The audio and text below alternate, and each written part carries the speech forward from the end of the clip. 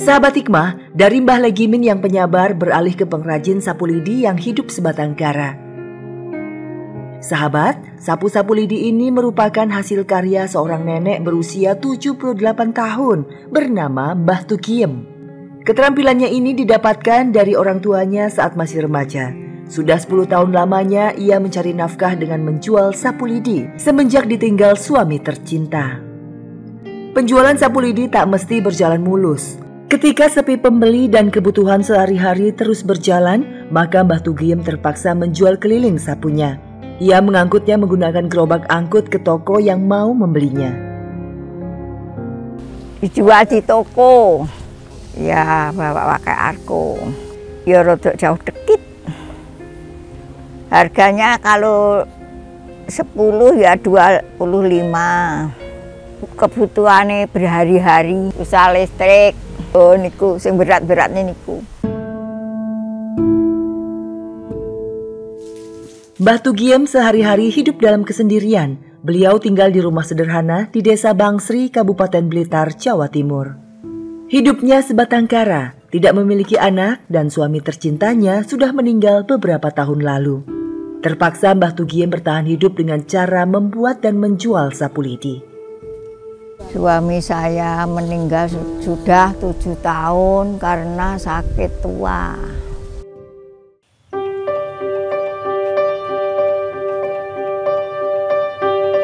Sahabat hikmah, di balik proses pembuatan sapu lidi sebenarnya terbilang tidak sulit. Namun jika dilakukan oleh seorang nenek yang sudah berusia lanjut, hal ini justru sangat melelahkan. Sepanjang hari ia harus berkeliling mencari pelepah daun kelapa yang kering atau sudah jatuh ke tanah. Namun tak semua pelepah kelapa ini gratis. Terkadang ada juga beberapa pemilik pohon yang meminta Mbah Tugiem untuk membelinya.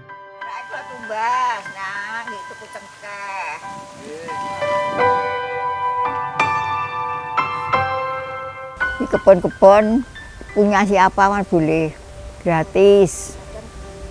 Kadang-kadang beli. Akhirnya membeli satu pohon 7.500. Kalau jadi 6 itu 15.000. Selama pencarian pelepah daun kelapa, ada hal yang sangat ditakuti oleh Mbah Tugiem, yaitu ular. Karena pencariannya kebanyakan di kebun yang terkadang penuh dengan semak belukar.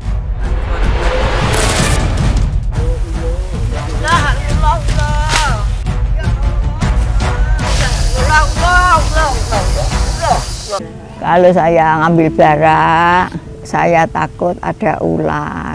Soalnya di kebun banyak semak-semak, ularnya panjang. Pernah ketemu ular niku panjang. Ya diliwatan kan ketemu. Setelah mendapatkan pelepah daun kelapa, sepanjang hari Mbah Tugiem duduk di depan teras rumahnya, menyeset batang-batang daun kelapa yang telah dikumpulkannya tadi. Saya dari kebun ambil belara, lalu dari rumah diseseti, lalu diongoti, jadi lidi, lalu lumpuk, diikat, jadi sapu, dijual. Sekiranya semua lidi sudah halus dan terkumpul, Mbah Tugiem merangkainya dalam satu ikat. Lalu mengikatnya dengan karet sisa ban dalam yang sudah ia potong-potong. Sapu lidi yang sudah diikat dirapikan lagi oleh Mbah Tugiem, dipotong ujung bagian atas agar panjangnya sama rata. Dan jadilah sapu lidi yang siap dijual ke para pemesan dan pembeli yang biasa mengambil ke rumahnya. Hidup dalam Mbok tumbas sapu, niki gangsal ewu asal pinten? Sekali. Terus ibu wis tunggal. Oh, ibu wis tunggal nggih. Sapu. Oh, nggih. Matur sembah nuwun nggih, Mbak.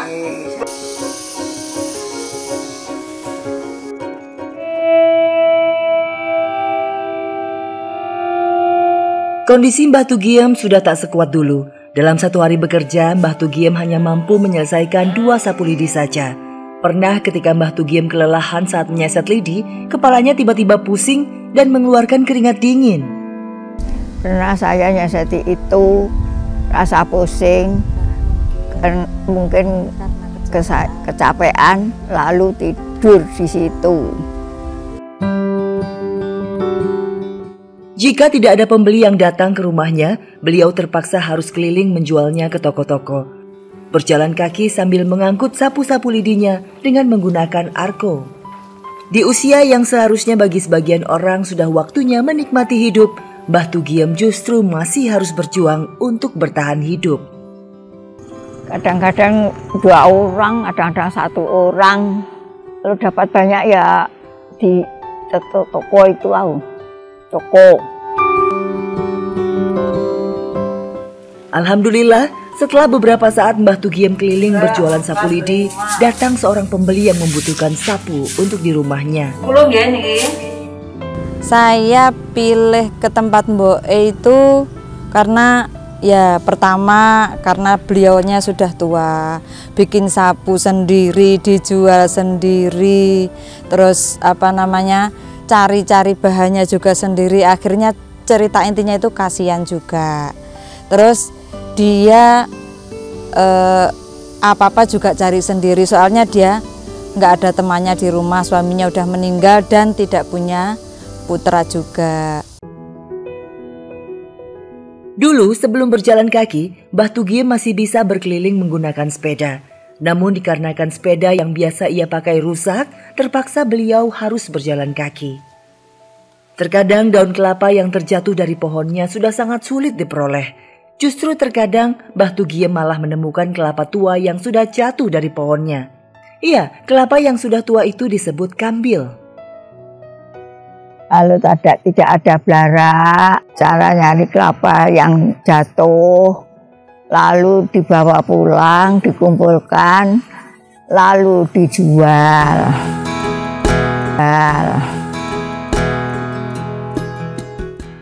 Sekali mendayung, 2-3 pulau terlampaui. Kesempatan ini tak beliau sia-siakan.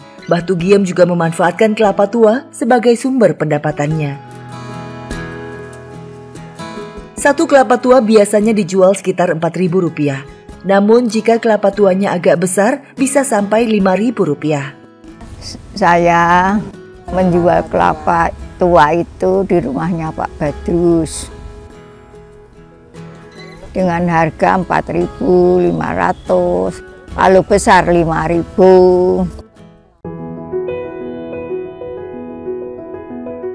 Sahabat Hikmah, mengandalkan sapu dan kelapa tua tidaklah cukup.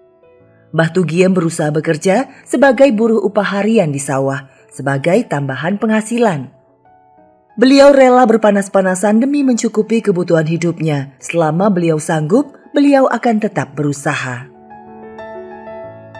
Saya kalau tetangga ada yang nyuruh tan padi, saya juga ikut jadi buruh tani. Jam 10 4.000, kalau jam 11 5.000. Mbah Tugiem hidup sendiri di rumahnya yang sederhana. Beliau tidak menggantungkan hidup dari belas kasihan orang lain. Untuk makan sehari-hari pun beliau memasak sendiri. Jika hari itu tak ada uang untuk membeli lauk, Mbah Tugiem mencari tumbuhan berupa sayur-sayuran yang ada di sekitar halaman. Untuk sayuran saya mencari di kebun, sebagian tanam di halaman rumah, di depan rumah.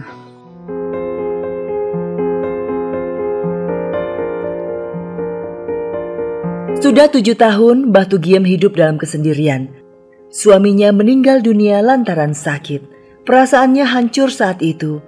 Orang yang dicintainya telah meninggalkannya terlebih dahulu.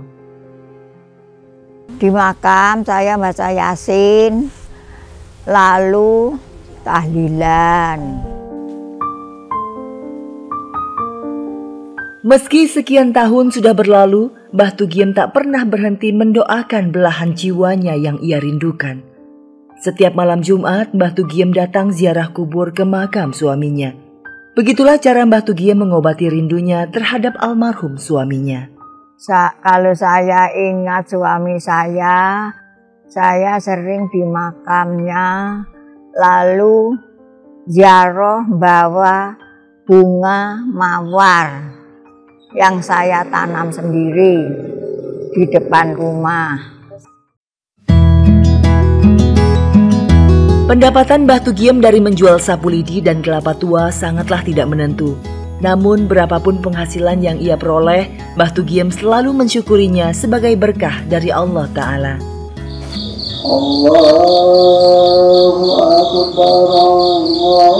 Mbah Tugiem selalu meluangkan waktunya untuk tetap bisa beribadah. Bahkan meski dalam kondisi yang kekurangan, Mbah Tugiem selalu berusaha untuk berbagi. Masya Allah.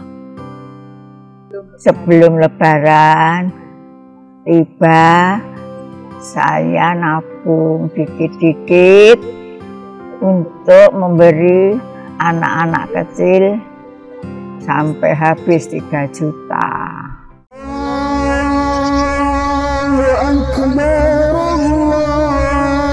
Sahabat hikmah, sedekah menjadi salah satu ibadah yang bernilai pahala besar. Bahkan sedekah merupakan amalan yang diganjar pahala berlipat ganda.